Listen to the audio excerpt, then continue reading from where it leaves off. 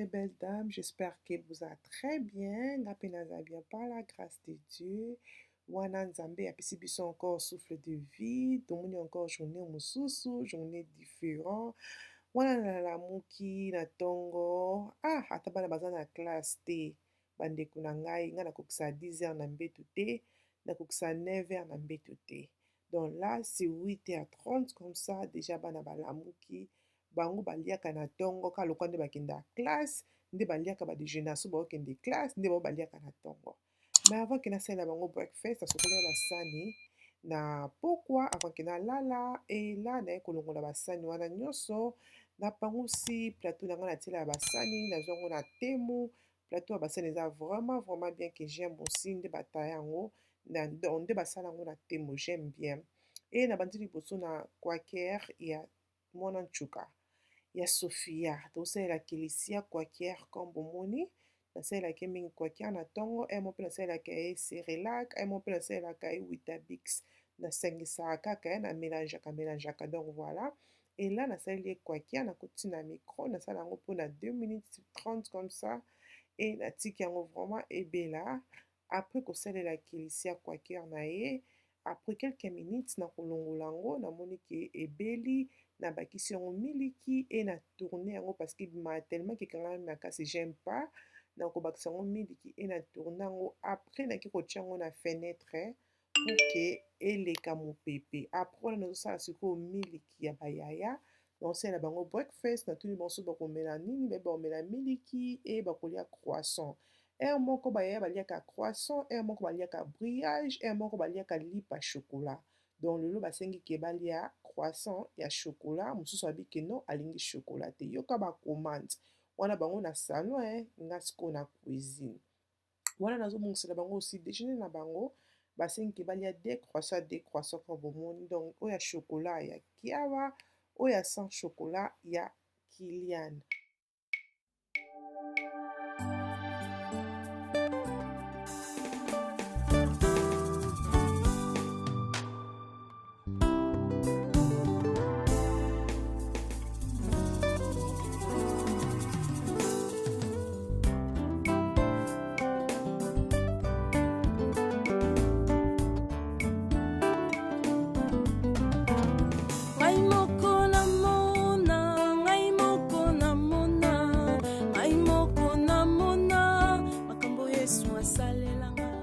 Voilà ma belle après wana na ye mpe sikoyo kolesa oyo ezali kelisia donc quaker na ye eselaki moto e natiaka yango vitamine na kati napesa mpe batoujours bayaya bavitamine avaki babanda kolia. Après wana naliesi mpe kelisia oyo ya ye e na ye kozonga na cuisine namoniki miliki etikalaki moke na bidon wana nabiki nasilisa yango natia yango nyonso na conteneur ya miliki donc voilà. Eloko ya miliki oyo nazwa yango na Shein ezalaka vraiment bien te mo mpe ezoteka yango Shein mpe ezoteka yango eza vraiment très bien na bato bolingaki frigo na bino ezala organisé donc eza vraiment bien mpe ekweyisaka miliki te comme bomoni so okangi yango bien miliki ekokweya te donc voilà. Après wana naye kotia bagan mikolo oyo naolinga mingi kosokola basani na bagan parce que namoniki maboko na ngai ekomi kobeba po tellement ke nasimbaka mai mingi nga préféraka mingi kosokola basani na mai ya moto mpo bobiki toza baafricain biloko na biso mingi ezalaka mingi ya mafuta na préféra mingi kosalela mai ya moto parce que mai ya moto elongolaka solo mpe enetoyaka basani très bien donc voilà namoniki mai ya moto engaki ebebisanga maboko nazalaki vraimen susu happy na maboko na nga te donc après moto aconseille nga ke non lataka bagan e namoni bandi nakomi kolata bagan vraiment maboko na nga échanger donc nakomi vraiment kosala kosokola basani kaka na bagan la naotika yango lisusu te donc voilà. Après konettoye basani comme bomoni wana oyo oti kolela e naye konika aussi sinki na ngai na nettoye yango mpo natika yango propre wana tokomi presque ba 10h comme ça tozalaki vraiment ntongo donc bamisusu ere ono balali mais nga deja mama deja nabandi nalamuki mosala ebandi donc papa ke mosala oyesa papa ke nazalaki fatigue papa ozalaki na ndako mais bayeba te ke na ndako tozalaka toujours occupé. Après wana naye koya na bilamba oyo nalongolaki ya kelisia bandeko na nga bilamba oyo navandisi yango wana naobeta yango kara mpo ems atala yango me ems babeti yango kara nayebi pardon nasala kaka bandeko na nga na biloko naosala exercice te donc naorepasse bilamba ya kelisia oyo mpona longola yango comme boyebiki ngai nalingaka mingi korepasse mbala moko mpo ezala nga facile mpo nazalaka vraiment na biloko osala ebele na babiloko na nga moko donc temps ere moko ezalaka nga vraiment te donc nazala so naza na mwa temps wana comme omoniki nasali exercice te mais nayebiki non na repasse donc voilà wana naye korepasse bilamba ya kelisia ezalaka mpe mikie ezwaka mpe temps toa na choix te parce que eza important wana bebe eza important korepasse babilamba na ye donc voilà wana tozorepasse bilamba comme bozomona Ngai moko nayebi, ngai moko nayebi, ngai moko nayebi, makambo Yesu asalela ngai.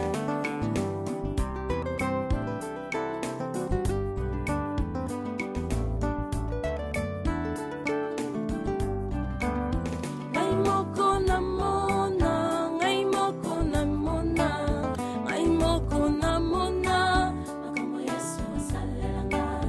Ngai moko nayebi, nayebi, ngai moko nayebi.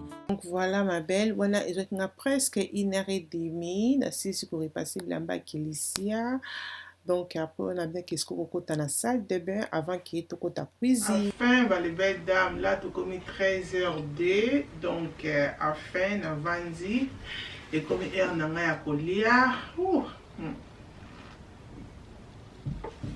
na lamuki, to lamuki ba 8h30 comme ça, lelo ba kili sa lamuki qui vers 7h, et papa bon azo bima pa ke musala, et pa lamuki na kangie ba catch.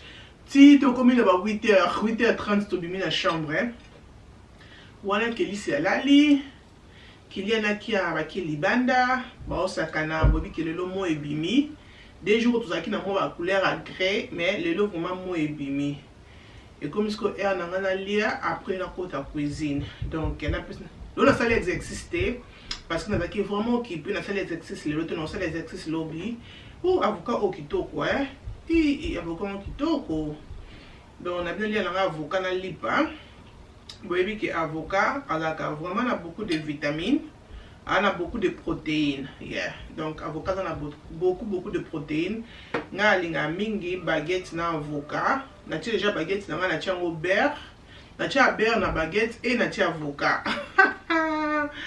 donc voilà donc si ça avocat moko kana lipa na linga avocat mingi pe eza bien pour la protéine tout ça pour ça nango ok donc voilà naza déjà fatigué comme naza ba les belles dames le quoi na repassé na tika bilamba na mesa sala manger des prix lobby na tala ka ems na songe miss boso qui aurait passé en mais je comprends aussi parce que étant où tam ça naza fatigué et tout donc voilà na comprendre na bi c'est pas que na sala mo c'est match de na longola bilamba parce que na ngata ko kotsa bilamba na moi sans qu'il aurait passé pour na ngata to na sokoli mo na repasser lamba na linga maman so na sokoli mo na maman alati na préférer na souffrir mbala moko na repasser mbala moko beaucoup na tina ba armoire et tant na zola tsabon na mona facile qui na ba do repasser et na ngala tsamo na repasser na mona ngo pardon na ko kalanga te donc na signaki na repasser en nyonso na classe on a ba armoire donc là c'est bon pour na une semaine et zanga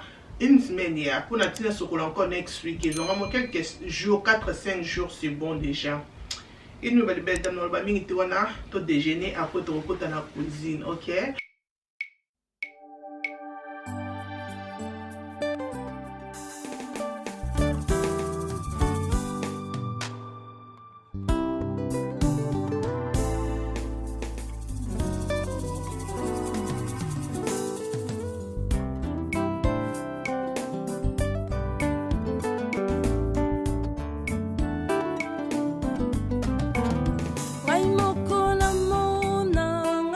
Voilà ma belle, après qu'au déjeuner, na esco na cuisine, il faut nettoyer la salle nanga ou tu ko lier au déjeuner, après na banda suko yoko lamba.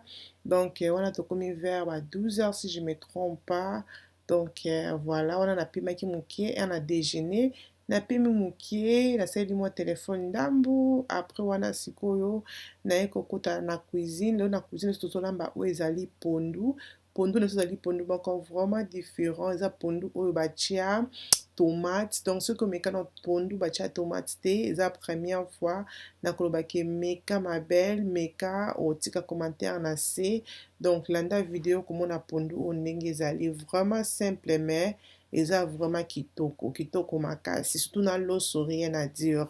Donc wana naye kotia pondu na nga na moto kombo moni na tie mai. Pondu na nga nakolia yango moko te, nakolia yango na mipanzi. Donc oyo naosala mipanzi na nga naosala yango vraiment simple po nazalaki déjà fatigué ma belle. Donc naosala yango vraiment simple mais ekozala na goût, ok. Donc wana nakati mipanzi kombo moni nakonettoyer mipanzi na ngai très bien avant que na assaisonner yango. Donc il faut vraiment bien nettoyer. Soki oza na vinaigre obwakeli yango mpe vinaigre et tout, regardez-moi ça. Ebwakami nabwakelaki mwa vinaigre na nettoyer yango vraiment bien, bomoniki mipanzi na nga eteli ekomi vraiment na poso ya kitoko. Donc wana natie jumbo ya marinade ezalaka bien, donc ya poulet yango natie. Donc eza jumbo ya marinade okosalela yango na misuni. Et nazotia oyo ezali tangawisi na ngai ya fresh mais banika déjà naosomba yango na Aldi. Bon, bah, on a 75p, 75p, c'est vraiment bien. Donc, comment on préfère nanga oyo. Donc, mais si on a oyo fraîche, au côté ya fraîche, et on a pas na aïe nango pesa ya fraîche, mais bah nika déjà, ni bozo mona. Si on somba on a Aldi. Après, na kocha pe oyo ezali paprika na biso, comme bozo mona. Pour on pesa comme suni na biso goût. On pas na be piste, il faut ça shopping à épices dans presque n'y ceci et nous voyons que tu as muscade n'angeza ya mbuma. Donc voilà, on a tout râpé muscade et na kocha ou ezali vinaigre bomundi ba komi pure food. Donc ça vraiment vinaigre kolia, ça vinaigre auto sokolela ngo misuni te, ça vinaigre pour na kolia salade, kolia la fiche, kolia la musuni. Donc vinaigre oza uniquement pour na kolia, pour na kolambela. Donc voilà na kocha mukie na musuni nanga. So pour lingo cha na yo citron et na problème te, mais on a préféré na cha na vinaigre. Et eloko kolanda na kocha ozali vegetable seasoning. Na kocha bouillon na vegetable seasoning. Na kocha on délo tout comme ça, c'est bon. Après là na ko mixer. Na ba kisa mungwa seulement mukie. Loko eza musuni seulement mukie. Na ebite mikolo vraiment banda basala une opération na komia ko lekisa biloko mungwa et là na ninge su mungwa na biloko te. Donc voilà. Et na komeka encore mungwa boye c'est bon. Donc goût nanga boye c'est bon. Na ko rapata litungulu ya rouge mukie et kota na yango sala ngomwa bien. OK, to rappel litungulu na biso. Na chandambu katikati nazo rapango. Au conseil la na ota litungulu la clair ça na problème te mais on a préféré le koza musoni na celle la nanga ya rouge. Donc voilà.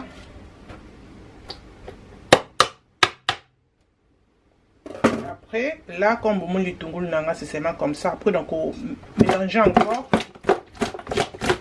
Voilà les belles dames, on sou na biso akomi biso comme ça. Mi panza la kana vraiment simple. Donc pour nanga comme ça na rotika ngo na ko finika ngo na tika ngo ta pona 1 heure de temps le temps que pondu nanga na chaba épice à pondu et pour nanga so comme na sukande na ko sala mi panzi nanga. Donc vraiment simple na sala mi panzi nanga, il faut toujours komeka biloko mo sabanga kankelete, il faut komeka biloko po ba gwa biloko na ndenge ezali oyo ba soki mungu ekoki bien mungu ekoki te. OK, donc pour nanga mungu comme ça c'est bon. Quand on essaie nous vraiment na zo éviter ba mungu, donc pour nanga mungu comme ça na goût comme ça pour nanga c'est bon. Wana na bongisi biloko nanga ya pondu na ko lakisa bino oyo ezali aubergine nanga ya kala et uti na frigo.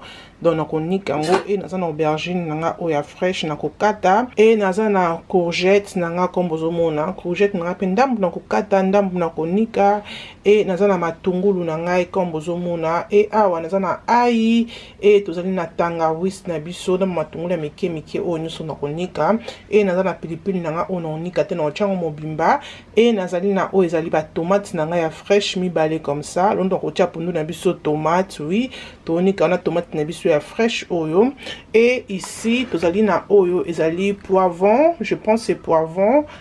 Yeah, je pense c'est poivron donc mix pepper nazala mis na confuse nango donc je pense c'est poivron au biso na anglais to benga ngo mix pepper na oyo ya rouge et na oyo ya jaune et na oyo ya vert na tie mobimba et ya rouge na jaune na tiango demi comme ça katikati comme bomoni et ici na katikati ya chou comme ozomona chou na ngapi na konika ngo na katikati ya chou et ici tozali na oyo ezali ndembi donc ndembi na soto sokoli yango pe très bien to ape na concombre na biso comme bomoni donc biloko nyonso oyo na kisi bino eza biloko oyo la rose akotia na pondu na e donc matambalanga ekozwa biloko oyo nyonso lelo soki no meka pondu batia tomate ya fraîche te na ko baki pesa ngo chance meka tomate ebele te okotia tomate moko bi okotia mibale comme na tie mais ezala ya fraîche ezate ke tomate kangami esala kango vraiment pondu sucre ça la pondu kitoko donc na to qu'est-ce qu'on mélanger tout ça après to kende kotia ngo na pondu na biso et wana pondu nanga comme bomoni mai nyonso na tiaki ekiti vraiment na dimine kutu moto parce qu'il faut na bongisa biloko nanga pondu donc voilà pondu nanga vraiment ekiti de liboki metala nde kiti comme le quoi liboki moko donc na koti si yango lutu te et là toko finika bobi ke pondu nanga na balusaka te ti na kotia ba épice er moko nde na balusi là eza ba légumes nyonso on a lakisaki bino na niki tout sauf rien donc nyonso c'est ici et le quoi liboki pondu de liboki pondu ko bozomona c'est vraiment beaucoup tout ba légumes na lakisa kibino na niki yango misusu na kati comme bozomona et ici nazali na oyo ezali pichard comme bozomona na 3 boîtes na nga pichard ya mikie oyo yango na tiango 3 parce que zaki ya mikie so zaki amene na tia mibale mais le koza ya mikie na tiango 3 donc eza 3 pichard ya tomate comme bozomona na rotiango na sauce nango nyonso na kati ya pondu OK donc wana to kesko na nzungu na biso ya pondu totala ndenge ezali donc voilà wana to na nzungu na biso ya pondu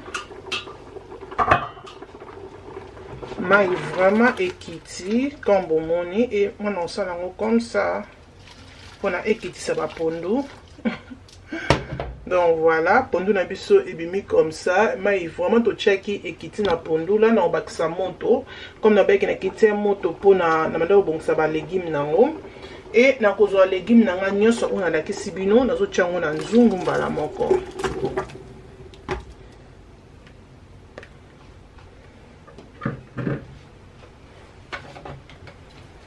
et ici na kokata kata picha parce que na kati yango te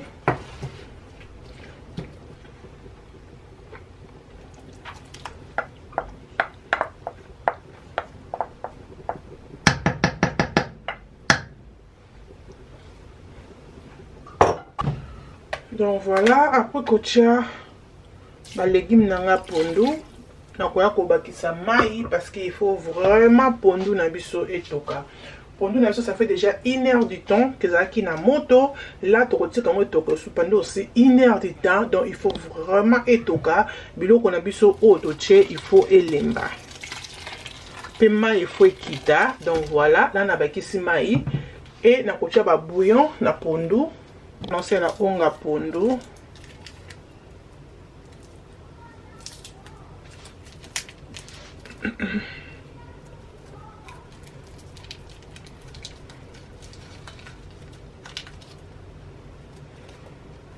après na kosele la bouillon na ezali ya eau pour seasoning donc kosele na na nyonso légumes viande poisson donc voilà eau pour seasoning na ko kosele na awa na ko ndambo na pondu donc ezala ape na mungwa là na kotia mungwa te bobi kinga na tia mungwa te na pondu OK ma belle comme vous na pondu na ngai ezobanda kotoka et na kotia oza mafuta nanga huile mafuta oya huile na sel nango ba poisson so na kalingi ba poisson na bomba toujours mafuta nanga na bol oyo parce na ningo sel nango pondu et ça nango vraiment kitoko moza na poso kotia ngo te so za nango te donc na ngate ko boaka donc voilà na kotia mafuta nanga oya huile ndambu et na koya kotia sikoyo oyo eza mafuta mbila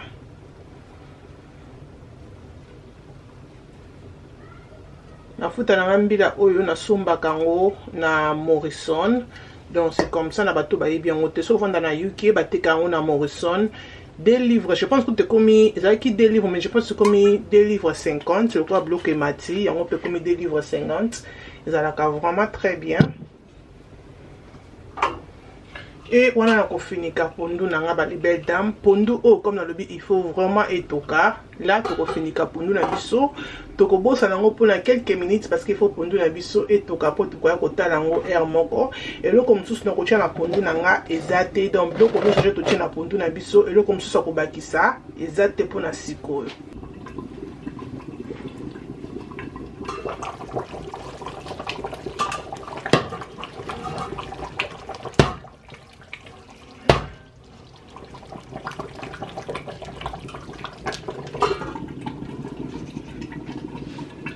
Ok, bah les belles dames, là, on a tiré bana lunch na bango, bolia pizza, donc Kiara, na Kylian, donc bolia pizza, donc benga bango libanda, là, to komi 14h45, malia mingi lunch na bango na 13h30, mais tellement que na cuisine pendant ça la pondo, leki, na benga bango balia, ba meliji, après bazonga na bango libanda parce que libanda vraiment le climat ezaki toko, bon na moya.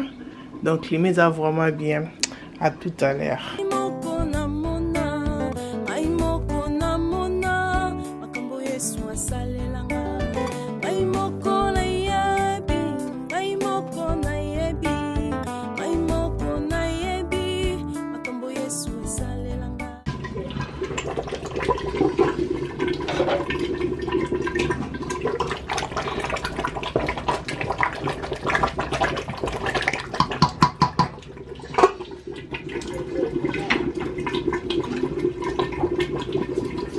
Boyebika ndenge pondu ebebisaka ba karo na biso et na nettoyer karo nanga pour que ezala salité makasi te.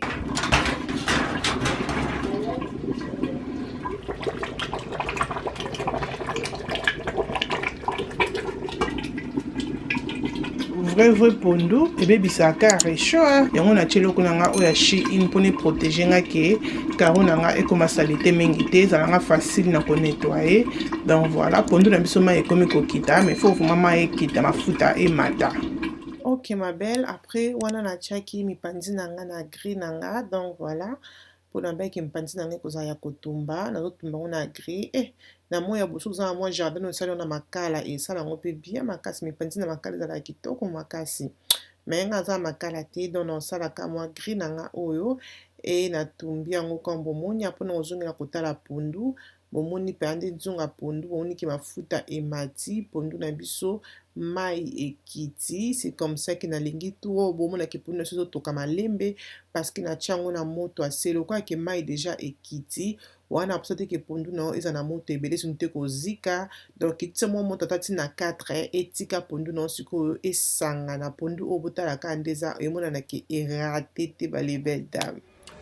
Ok bandeko nanga wana bloko na biso ebeli pondu na biso c'est comme ça donc pondu oh, rien à dire pourtant des appétits regardez-moi ça des appétits tu vois donc pondu est vraiment pété que c'est pas zoninga le bapo boyo kae donc pondu na biso rien à dire mais quand pondu batia tomate okozala décide pondu okoliongo na loso na makemba na semu moko ya pété et kosala kitoko mingi donc na sisi kolamba vers 16h30 nde na silisi na kocha makolo parce que là je suis vraiment fatiguée donc voilà ici nazana o ezali mipanzi na ngai comme na sali yango comme ça donc na check yango na gris nanga na gris yango na kalingi yango comme bomoni na ko baki na tumbi yango comme bomoni après wanande na kosa matungulu nanga et na koto na sauce matungulu na balusi matungulu eza na se. Donc vraiment simple aussi, recette encore vraiment simple. Donc recette na c'est comme ça comme bomoni. Donc pour la photo de l'unginangate parce que là je suis vraiment fatiguée. Maintenant la muka kibanda 8h30 nous acquis toujours up et na 6 musala na nganya sur la 16h30 comme ça 35 et na pema après bana balia na bon vers 17h30 comme ça bana on attend na pema tapo na 41 heures du temps. Donc baby qui bana bazana vacances salité et amoko bako faut bongisa ba salis ba meliji ba boaki kopo ba liebo ba boaki donc et comme air amoko trop. Bah anyway, il faut na longo la perruque nanga parce que perruque nanga et bébé qui déjà. Na comment on l'a ta open la perruque nanga col bébé qui na moi col et simba kali sous-souté. Comme bozomona déjà et tout le monde va place nous sous si ka o et tombo mité et loko na sala kam nazo zwa o ezali move oyo move o ba pesa biso on a ba package oyo ya na Shein donc wana kelisa zo ba bol a kenda ko cha kuna su ba bol kuna de ba plastique to cheka ba biloko na frigo azo zwa ngo a kenda ko na misa na azu yango azo boka onyo so na se après nga na oya susu na loko tina zo ngisi encore donc ki bo mama ka yango na sanini tatika sala kanga pena sala oya ngai. Donc remove oyo yango ndina koma kolongolela nango col is the best.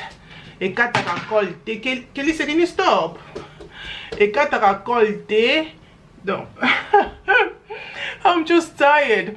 Et kataka suki te donc o soko zuango ozo déposer ngo sema bisika o col ezali et tu masses. Eza le quoi huile, eza vraiment maïté. Eza huile. Et regarde, vraiment simple, hein?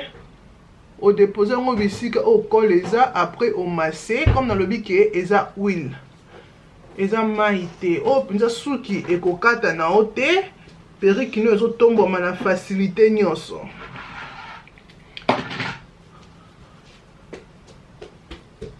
Au moins la même col na poso na yo et kozala te. Donc kozala vraiment facile na kolongo là. Oups. Donc au tchango na coton et au comme pakola mais là on a tchango d'abord comme ça pour coller nanga elemba. Hey Kelicia put it back please.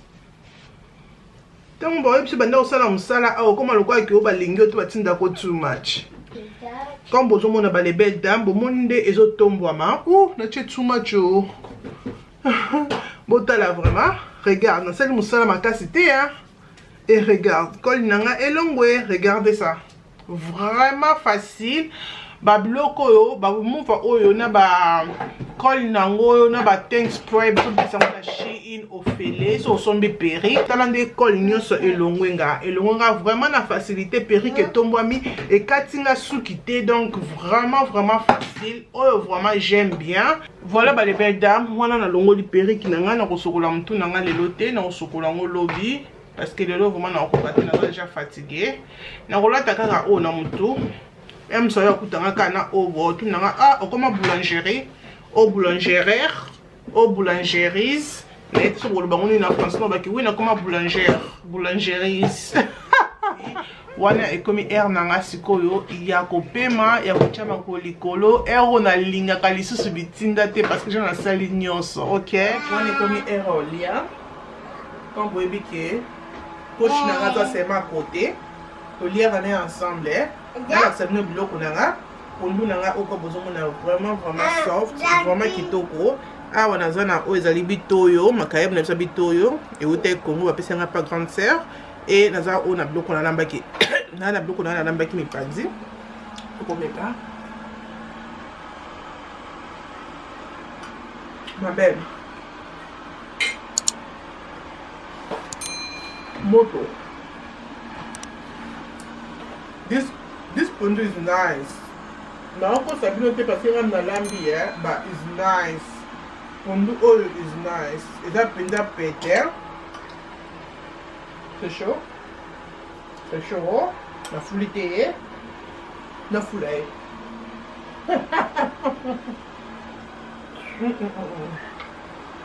Sono meka pondu ou batia tomate ya mbuma te comme novi pesa mo chance meka video la kisi comme na sali yango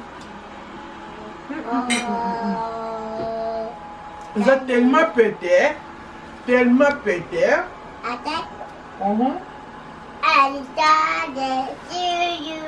Ndoka tena mo likaya boye mo likia.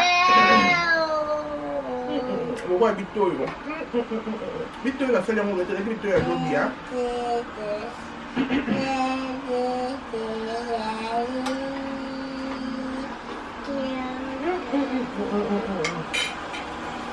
Minoko. Minoko sala na kwa bitoyo ya pondo. Rien à dire.